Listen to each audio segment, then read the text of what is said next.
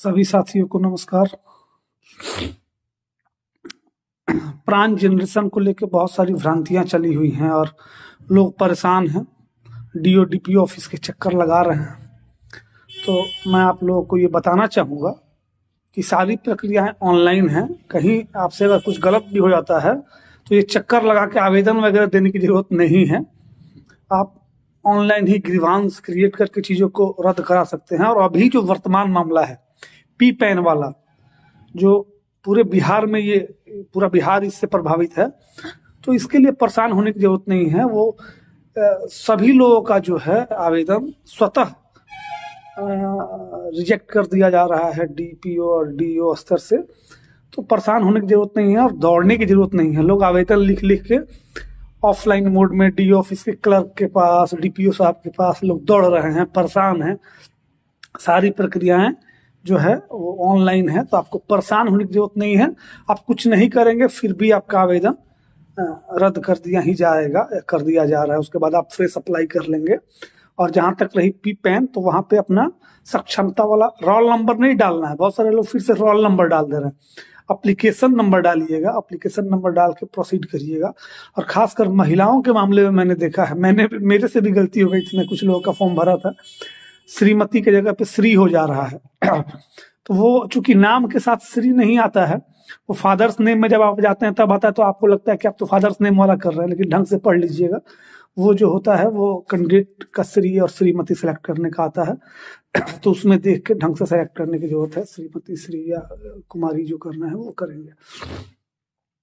और सबसे ज्यादा समस्या ये है कि सबसे ज्यादा फोन कॉल्स तो आते हैं ट्रांसफर को लेके। तो मैं तो व्यक्तिगत रूप से थोड़ा परेशान चल रहा हूँ, पारिवारिक परेशानियों में हूँ। लगभग मेरा सारा छुट्टी भी खत्म हो गया उसी में। आप लोगों को पता ही है कि सासू माँ बहुत गंभीर रूप से बीमार थी और दुखद रूप से सूचित करना है कि वो, मैंने बताया भी था आप लोगों को कि वो अब नहीं रही। तो बहुत सारी अपनी जिम्मेदारियां हैं, तो उसमें भी मैं परेशान हूँ।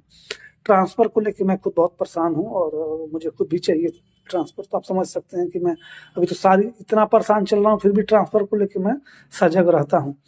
तो ट्रांसफर की प्रक्रिया चल रही है। विभाग है, सरकारी विभाग को आप लोगों को पता ही है कि थोड़ा स्लो चलता है।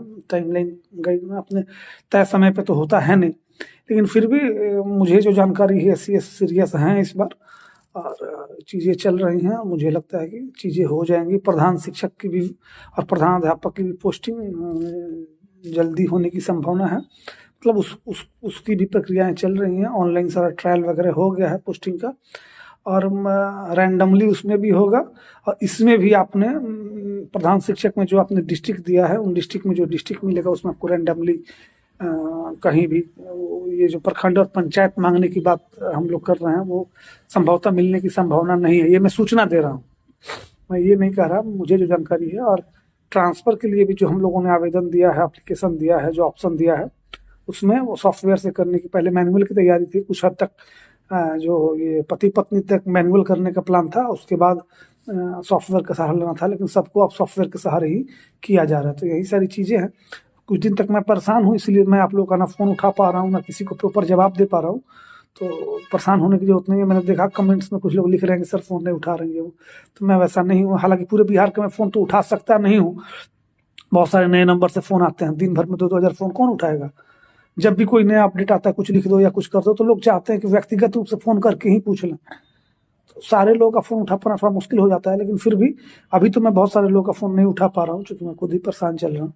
तो यही आप लोगों को बताना था कि प्राण को लेकर परेशान नहीं होना है। प्राण ऑटोमेटिक सबका, जिनका भी गलत हुआ है वो खुद ब खुद रिजेक्ट हो जाएगा। तो उसके लिए आवेदन लेके डीओ डीपीओ के यहाँ दौड़ने की जरूरत नहीं है, क्लर्क किरानी के यहाँ दौड़ने की जरूरत नहीं है। इसमें भी लोग उगाही कर लेंगे। और आप परेशान हो रहे हैं सो अलग, और जो होना होगा वो तय ये होगा। और पी पैन की जगह पे अपना सक्षमता वाला एप्लीकेशन नंबर देंगे। और नाम भरते समय सबसे ज़्यादा जरूरी होता है कि आपका नाम सही हो, डेट ऑफ बर्थ सही डालिए, डेट ऑफ ज्वाइनिंग सही डालिए, और डेट ऑफ रिटायरमेंट। ये बहुत इंपॉर्टेंट चीज़ होता है प्राण में, ये कर लीजिए। जहाँ तक रही नॉमिनी की बात, तो नॉमिनी आप कितना भी नॉमिनी 3-4 2-3-4 डाल सकते हैं। बाद में भी आप नॉमिनी को बदल सकते हैं या ये चेंज कर सकते हैं। नॉमिनी जब माइनर होता है तो उस कंडीशन में, मतलब जब नाबालिग होता है तो उस कंडीशन में उसका डेट ऑफ बर्थ एक्चुअल डालना है, और बाकी कंडीशन में आपको एक टेंटेटिव उनका उम्र डाल देना है कि हाँ 30 साल के हैं, 28 साल के हैं, 32 साल के हैं, 35 साल के। तो यही है। बहुत बहुत धन्यवाद। अभी 2-4 दिन में परेशान रहूँगा, फिर मैं अपनी पूरी ऊर्जा के साथ लौटूंगा और फिर काम होगा। बहुत बहुत धन्यवाद। नमस्कार। जय हिंद।